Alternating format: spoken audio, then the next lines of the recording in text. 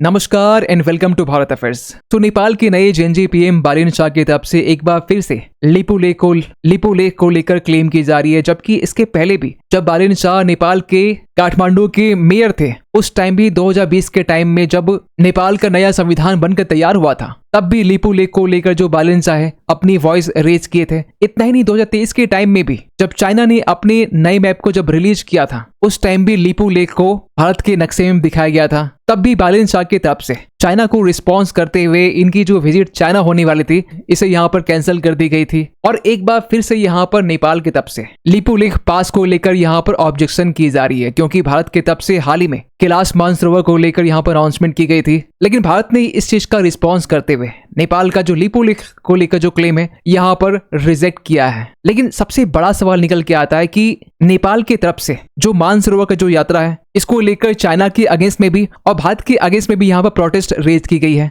जबकि चाइना और नेपाल के बीच जो रिश्ते हैं वो काफी अच्छे माने जाते थे और नेपाल तो कभी कभी भारत के अगेंस्ट में चाइना कार्ड प्ले किया करता था। लेकिन ऐसा क्या हुआ कि आज के टाइम में बालेन शाह की लीडरशिप में चाइना को कभी भोटे कोसी रिवर को लेकर वार्निंग दी जा रही है, लिपू लेक को लेकर यहाँ पर प्रोटेस्ट रेज की जा रही है। इन सब के पीछे रीजन है यूएसए, क्योंकि जब नेपाल की तरफ से हाल ही में 17 देशों के जो इनवॉइस है जब इन्हें आमंत्रित किया गया था जिसमें भारत शामिल नहीं था, तो ये साफ साफ इंडिकेशन था कि नेपाल की जो फॉरेन पॉलिसी है अब यहाँ पर काफी ज्यादा यूएस इंक्लाइंड रहने वाली है। और अब यहाँ पर भी देख पाएंगे सर्गियो गौर जो कि यूएस के स्पेशल इन्वॉय है टू इंडिया, इनके तब से रिसेंटली नेपाल विजिट की गई और इस विजिट में नेपाल के जो फाइनेंस मिनिस्टर है इनसे यहाँ मुलाकात की गई और ये कहा गया कि नेपाल और यूएस के बीच में हम लोग इकोनॉमिक पार्टनरशिप्स को यहाँ पर बिल्ड करने वाले हैं। इतना ही नहीं, ये भी कहा जा रहा है कि नेपाल जो है यूएस से एज ए ग्रांट्स के तौर पर 6 चॉपर्स को यहाँ पर डिमांड भी कर रहा है। खैर यहाँ पर क्या कुछ देखने को मिला है, नेपाल ने यहाँ पर क्या कहा है, भारत की तरफ से क्या रिस्पांस देखने को मिला है और इन सब के बीच में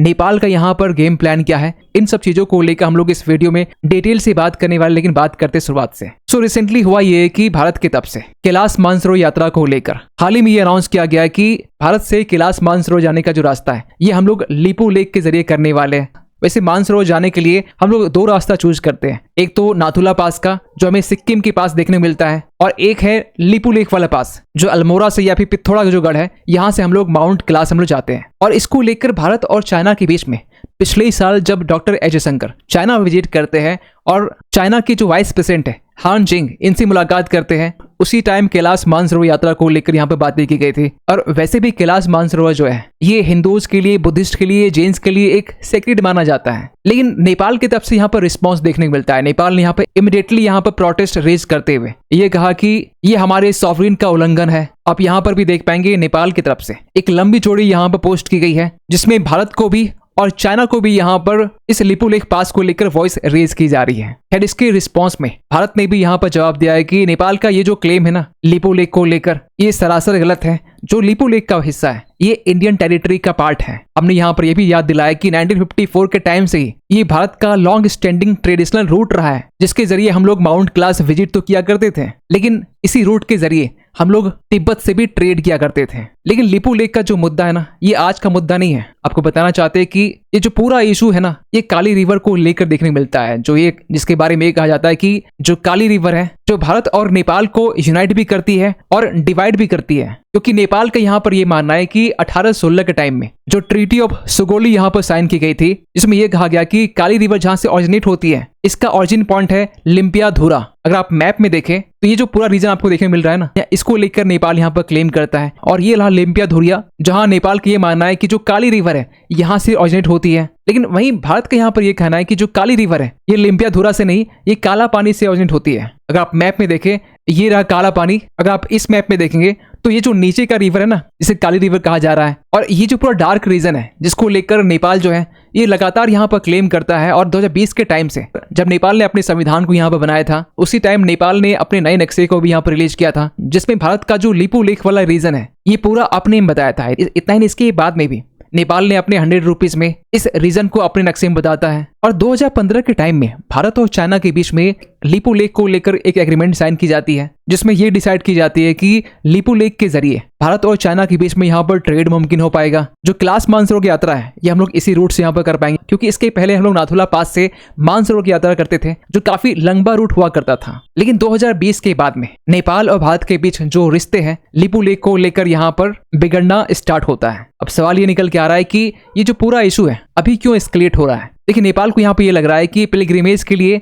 या फिर ट्रेड रूट्स के लिए भारत चाइना के बीच में जो एग्रीमेंट हुए हैं इसमें नेपाल को यहाँ पर एक्सक्लूड रखा गया है। नेपाल को ये लगता है कि लिपू लेक तो हमारा हिस्सा है, लेकिन हमें ही यहाँ पर जियोपॉलिटिकली एक्सक्लूड कर दिया गया है। इसके अलावा भी नेपाल की आज के टाइम में जो डोमेस्टिक पॉलिटिक्स है ये नेपाल फर्स्ट पॉलिसी को यहाँ पर मान रही है, और इस चीज को कहीं ना कहीं लिंक किया जा रहा है नेशनलिज्म से, ताकि जो बॉर्डर का इशू है इसे यहाँ पर पॉलिटिसाइज करके जो इंटरनल सपोर्ट है इसे कंसोलिडेट किया जाए। इतना ही नहीं, यहाँ पर नेपाल ये भी बताना चाहता है कि ये हमारे सॉवरेनिटी का मामला है, और फिलहाल अभी जो जेनजी की गवर्नमेंट है ये इंडिपेंडेंट फॉरेन पॉलिसी को यहाँ पर फॉलो करती है, जबकि इसके पीछे नेपाल का जो गेम प्लान है वो सॉवरेनिटी नहीं है, इसके पीछे सर्वाइवल की भी स्ट्रेटजी है। आपको बताना चाहते हैं कि नेपाल के रिसेंट प्रोटेस्ट से नेपाल ने जो रिसेंट यहाँ पर प्रोटेस्ट रेज की है, जिससे भारत को भी और चाइना को भी ये सिग्नल देने की कोशिश कर रहा है कि जो नेपाल है ना यहाँ पर प्रो इंडिया है ना ही यहाँ पर प्रो चाइना है। तभी तो यहाँ पर डिप्लोमेटिक नोट्स यहाँ पर सेंड किया गया है भारत को भी और चाइना को भी, क्योंकि नेपाल यहाँ पर ये चाहता है कि जो लिपू लेक का पूरा मुद्दा है इसे इंटरनेशनलाइज किया जाए। नेपाल यहाँ पर यह भी चाहता है कि नेपाल को एज ए बफर स्टेट ना समझा जाए कि एक लैंडलॉक कंट्री है। नेपाल को यहाँ पर चाहे भारत हो या फिर चाइना हो ये लैंड लिक्ड कंट्री समझे। और रिसेंटली आपने ये भी चीज नोटिस की होगी कि जो बालिन शाह है इसको लेकर ये भी बातें की जा रही थी कि मई जून के टाइम में ये भारत विजिट कर सकते हैं। इन्होंने पीएम मोदी की जो इन्विटेशन है ये भी इन्होंने यहाँ पे एक्सेप्ट की थी। लेकिन अब यहाँ पे ये कहा जा रहा है कि जो लिपू लेक का डिस्प्यूट्स है इसको लेकर जो फॉरेन ट्रेवल है यहाँ पर होल्ड कर दी गई है। अगेन यहाँ पर क्वेश्चन रेज की जाती है कि नेपाल को इस पूरे मुद्दे को इंटरनेशनलाइज करने में क्या मिल सकता है। देखिए, आज की टाइम में नेपाल की जो इकोनॉमी है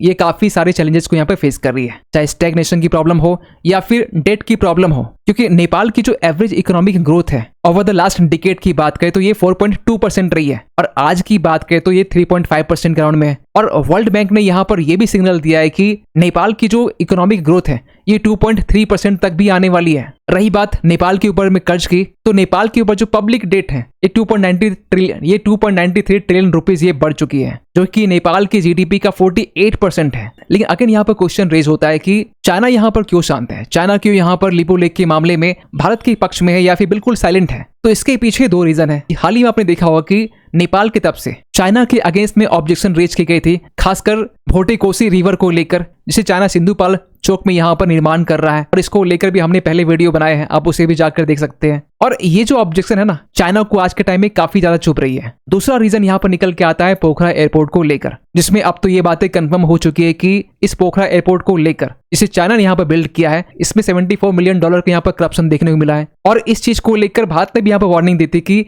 नेपाल चाइना की डेट ट्रैप में फंस चुका है, क्योंकि जो केपी शर्मा ओली थे ये चाइना की तरफ काफी ज्यादा इंक्लाइंड थे। और इसको लेकर नेपाल की जो एंटी ग्राफ्ट बॉडी है ये चाइनीज फर्म के ऊपर में, यहाँ तक कि नेपाल के 55 ऐसे जो इंडिविजुअल्स हैं इनके अगेंस्ट में करप्शन के जो केसेस हैं यहाँ पर चलाए जा रहे हैं। और इसको लेकर जो चाइना है ये काफी ज्यादा नाराज है आज के टाइम में। और नेपाल ने भी यहाँ पे कह दिया है कि चाइना से जो भी अब इन्वेस्टमेंट आने वाले हैं या तो ये ग्रांट के फॉर्म में होंगे, और अगर लॉन्ग टर्म इन्वेस्टमेंट है तो इसे सबसे पहले यहाँ पर रिव्यू किया जाएगा, इसके बाद यहाँ पर चाइनीज प्रोजेक्ट को अलाउ किया जाएगा। फिर अगर आपका सवाल ये रहता है कि कल का नेपाल जो चाइना इंक्लाइंड था ये सडनली यहाँ पर चाइना के अगेंस्ट में क्यों बातें कर रहा है, तो इसके पीछे रीजन है यूएस, जहां पर हाल ही में यूएस के special envoy to India Sergio Gor ये नेपाल विजिट करते हैं, और वहां जाने के बाद में नेपाल की फाइनेंस मिनिस्टर से मुलाकात करते हैं, जिसमें इकोनॉमिक पार्टनरशिप्स को और भी मजबूत करने की बात की जा रही है। इतना ही नहीं, यहाँ पे ये भी कहा जा रहा है कि नेपाल की तरफ से 1-2 नहीं 6 चॉपर्स की यहाँ पर डिमांड की गई है, वो भी ग्रांट में। आप यहाँ पे देखिए, Nepal wants heavy lift aircraft from US